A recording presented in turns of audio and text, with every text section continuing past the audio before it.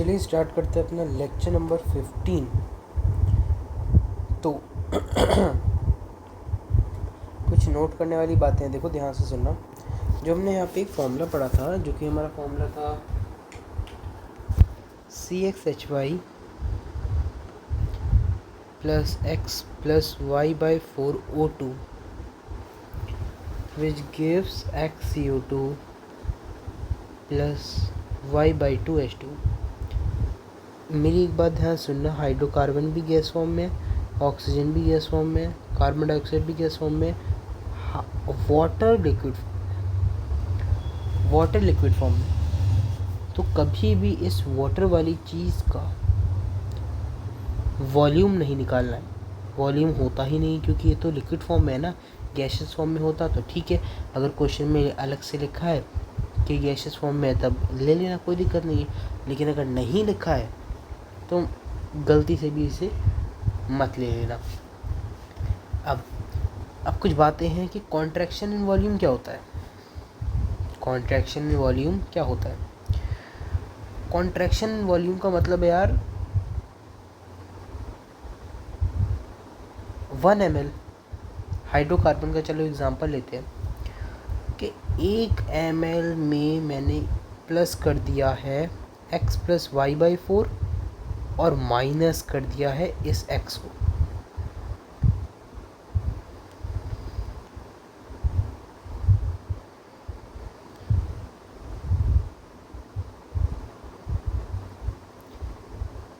तो ये तुम्हारा 1 प्लस Y/4 आ जाएगा। कॉन्ट्रैक्शन होता ही है कि कितना वो क्या हो गया,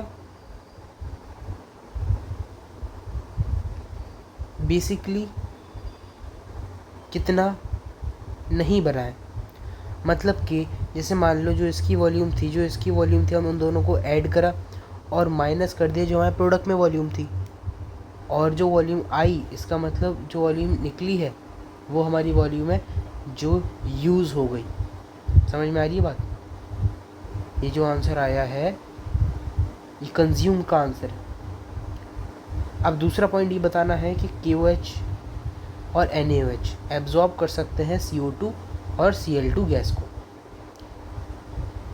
दूसरा पॉइंट मुझे ये बताना है मेरे दिल से कि पायरागैलोल, स्पेलिंग है पायरागैलोल, एब्जॉर्ब कर सकता है ऑक्सीजन को। समझी बात? ऑक्सीजन गैस को एब्जॉर्ब करता है। ये बात डन हो गई। अगली बात है मेरी कि जो डिहाइड्रेटिंग एजेंट तुम्हारा होता है, याद रखना, वो होता है कॉन्सनट्रेटेड H2SO4। अरे बात समझ में आ रही है? ये एब्जॉर्ब करता है वाटर को। यस। अरे एब्जॉर्ब किसे करता है बोल दो सर जी? वाटर को करता है। बहुत बढ़िया।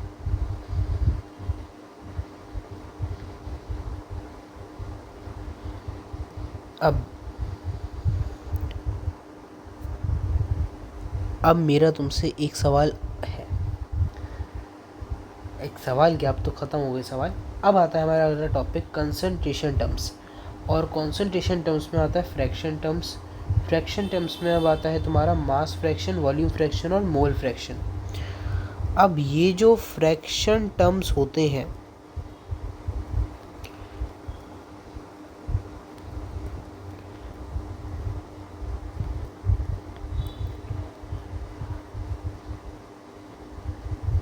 ठीक है, इनकी वैल्यू लाई करती है 0 से लेके 1 के बीच। क्या सर 1 से ज़्यादा हो सकती है? नहीं। 0 से कम हो सकती है नेगेटिव में? नहीं। मास फ्रैक्शन की चलो बात करता हूँ मैं तुमसे। मास फ्रैक्शन मुझे सॉल्यूट का चाहिए, मतलब कि mass of solute divide by total mass. Total mass क्या है सर? ये मतलब कि mass of solute plus mass of solvent, मतलब कि मास ऑफ सॉल्यूट लिया है ना हमने, तो W2 आएगा। W1 plus W2। अच्छा, मुझे मास फ्रैक्शन ऑफ सॉल्वेंट लिखना है तो क्या करें? तो mass of solvent W1 divide by total मास, ये हो गया। मास फ्रैक्शन ऑफ सॉल्यूट और मास फ्रैक्शन ऑफ सॉल्वेंट का सम जो होता है वो 1 आता है।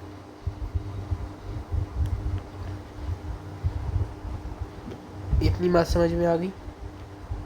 और अगली बात यह है कि मास फ्रैक्शन ऑफ सॉल्यूट और मास फ्रैक्शन ऑफ सॉल्वेंट का जब तुम रेशियो लेते हो, जब तुम उन्हें डिवाइड करते हो, तो वो बराबर आ जाता है mass of solute upon mass of solvent.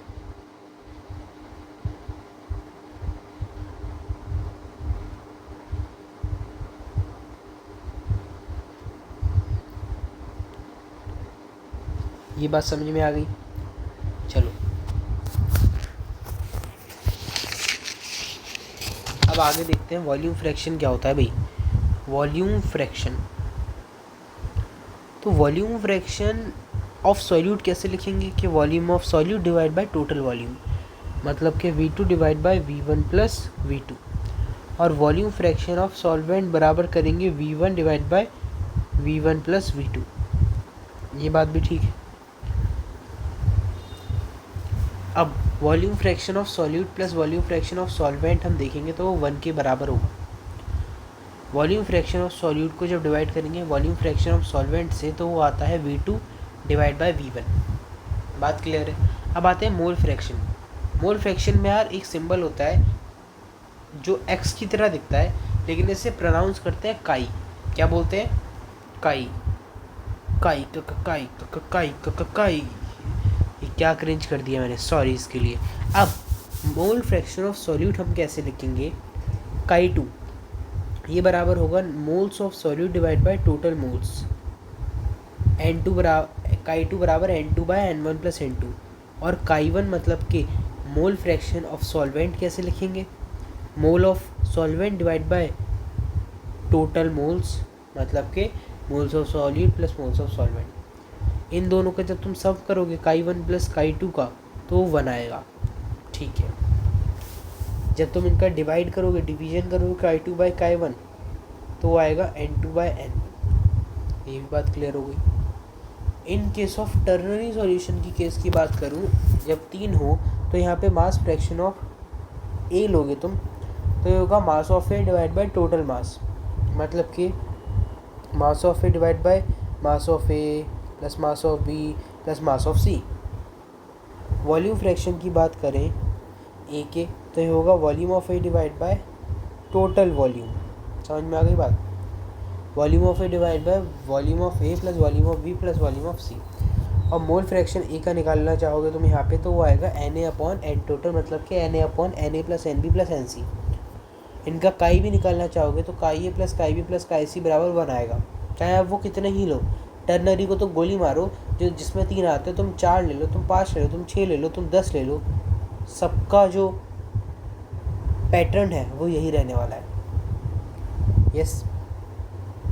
एक और याद रखने वाली बात है कि जो मोल फ्रैक्शन और वॉल्यूम फ्रैक्शन होता है, इन दोनों की वॉल्यूम एक बार तुम निकाल के देखना, सेम आएगी। क्या बात कर रहे हो? हाँ, वॉल्यूम फ्रैक्शन और मोल फ्रैक्शन। अब आगे चलते हैं परसेंटेज टर्म्स पे। देखो इनकी वैल्यू लाई करती है 0 से लेके 100 के बीच में। पहला आता है तुम्हारा परसेंटेज टर्म में परसेंटेज बाय मास, मतलब कि W/W या फिर मास परसेंटेज। जैसे अगर मुझे मास परसेंट ऑफ सॉल्यूट लिखना है तो मैं इसमें लिखूंगा mass of solute divide by total मास, बस मल्टीप्लाई कर दूंगा 100 से। मुझे W/W ऑफ सॉल्वेंट लिखना है तो मैं लिखूंगा mass of solvent divide by total mass, multiply कर दूंगा 100 से। अब इसमें यार एक चीज़ बहुत ज़रूरी है जो कि बच्चे इग्नोर कर देते हैं, तुम्हें पढ़ना आना चाहिए। सर पढ़ाई लिखाई तो हम करते हैं, नहीं, पढ़ना आना चाहिए। जो मैं अभी लिख रहा हूँ ना उस लाइन को पढ़ना आना चाहिए। लिखो लिखो भाई, दिखाते हैं फिर हम तुम्हें। तो देखो 10% W/W NaCl एक्वस सॉल्यूशन। ज़रा इसे पढ़ के बताओ इसका मतलब क्या है लाइन का। यस, तो इस लाइन का सिंपल मतलब है कि 10 ग्राम, मेरे यहाँ पे W/W है तो 10 ग्राम NaCl मौजूद है 100 ग्राम सॉल्यूशन में। या फिर तुम ये लिख सकते हो कि 10 ग्राम NaCl प्रेजेंट है 90 ग्राम किसमें? वाटर में। बात डन हो गई। अब आते हैं हम परसेंटेज बाय वॉल्यूम या फिर V/V या वॉल्यूम परसेंटेज। तो मुझे V/V ऑफ सॉल्यूट लिखना है तो मैं लिखूंगा volume of solute divide by total volume multiply by 100। मुझे V/V ऑफ सॉल्वेंट लिखना है तो मैं लिखूंगा volume of solvent divide by total volume multiply by 100। अब यहाँ पे भी तुम्हें पढ़नी आनी चाहिए एक खूबसूरत लाइन, खूबसूरत फैजल सर का डायलॉग, खूबसूरत लाइन पढ़नी आनी चाहिए। तो यार 10% V/V NaCl एक्वा सॉल्यूशन, इसका मतलब क्या है कि 10 ml NaCl प्रेजेंट है 100 ml सॉल्यूशन में, या कान इधर से पकड़ो चाहे कान उधर से पकड़ो, चलो आप कहीं और से पकड़ते हैं कि 10 ml NaCl प्रेजेंट है 90 ml पानी में। समझ में आ रही है बात? क्योंकि पानी और NaCl मिलके ही तो सॉल्यूशन बना रहे हैं, और जब पूरा सॉल्यूशन 100 ml का है और जब उसमें NaCl 10 ml का है तो 100 - 10 जो 90 आया है वो तुम्हारा सॉल्वेंट होगा, और सॉल्वेंट एक्वस सॉल्यूशन के केसेस में पानी होता है। बात डन हो गई? यस। अब आते हैं हम अपने तीसरे परसेंटेज टर्म पे जो कि है मास बाय वॉल्यूम, W/V। तो मास बाय वॉल्यूम सॉल्यूट का होता है mass of solute divide by total volume multiply by 100, और W/V ऑफ सॉल्वेंट होगा mass of solvent divide by total volume multiply by 100। अब पढ़नी वही बात आनी चाहिए, वही एक खूबसूरत लाइन पढ़नी आनी चाहिए। मैं यहाँ पे W/V कर रहा हूँ, इसे पढ़ो। 10% W/V NaCl एक्वा सॉल्यूशन का क्या मतलब है कि 10 ग्राम NaCl प्रेजेंट है 100 ml सॉल्यूशन के अंदर। समझ में आ रही है बात? मतलब कि इसमें NaCl का मास 10 ग्राम है, हाँ, सॉल्यूट का मास, और टोटल वॉल्यूम 100 ml है। तुम ये बताना चाह रहे हो मुझे इस लाइन से? मैंने बोला हाँ।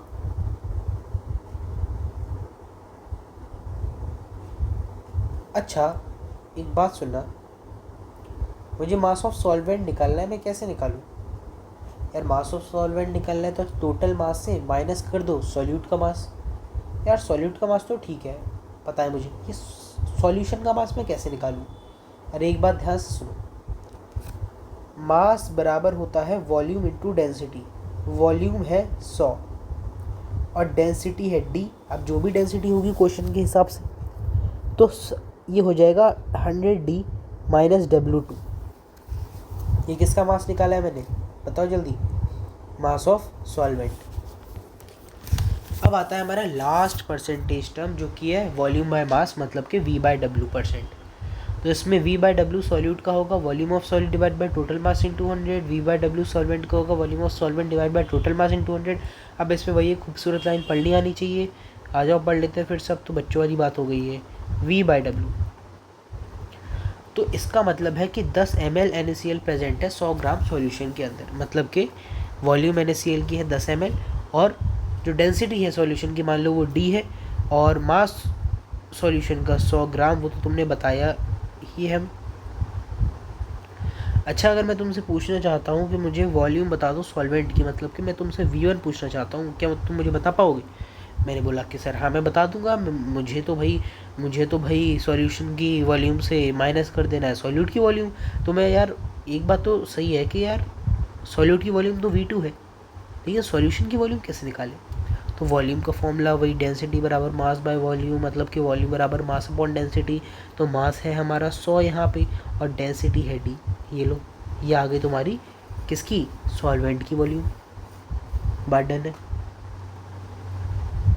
तो हमारा लेक्चर यहाँ पे डन होता है खूबसूरत तरीके से।